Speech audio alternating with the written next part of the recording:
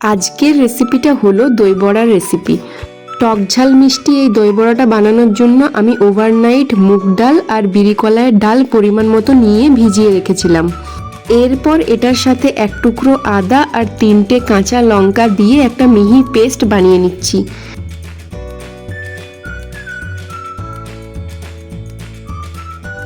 এখন এই পেস্টটার সাথে দিয়ে দিচ্ছি পরিমাণ মতো লবণ, হাফ টিস্পুনের মতো বেকিং সোডা আর 1 টিস্পুনের মতো জিরে গুঁড়ো আর হাফ টিস্পুনের মতো কাশ্মীরি লঙ্কার গুঁড়ো।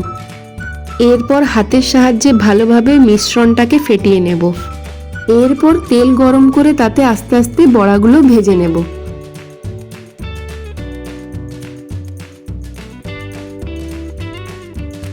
বড়াগুলো ভালোভাবে ভাজা হয়ে গেলে এরপর আমি এখানে নিয়েছি কিছুটা পরিমাণে জল, সেটার সাথে কিছুটা পরিমাণে তেঁতুল দিয়ে ভালোভাবে জলের সাথে গুলে নেব।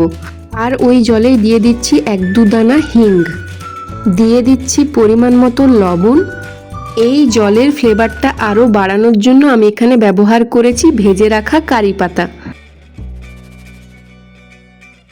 এরপর এই জলের মধ্যে ভেজে রাখা বড়াগুলো আস্তে আস্তে দিয়ে 1 ঘন্টার জন্য ভিজিয়ে রেখে দেব।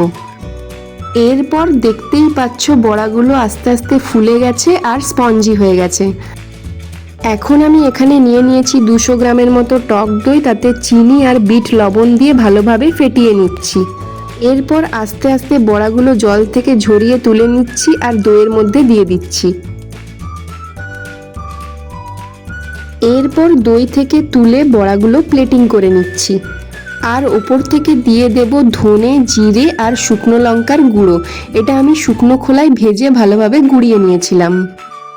ওপর থেকে দিয়ে দিচ্ছি কিছুটা পরিমাণে জলজিরা আর দিয়ে দিচ্ছি তেঁতুলের মিষ্টি চাটনি। এখন দিয়ে দিচ্ছি কিছুটা পরিমাণে বিট লবণ আর দই বড়ার ফ্লেভারটা এনহ্যান্স করার জন্য দিয়ে দিচ্ছি ভেজে রাখা কারি পাতা আর ওপর থেকে ছড়িয়ে দিচ্ছি কিছুটা পরিমাণে ভুজিয়া। টক ঝাল মিষ্টি দই বড়ার এই রেসিপিটা ছুটির দিনে আপনারা একবার অবশ্যই বাড়িতে ট্রাই করবেন।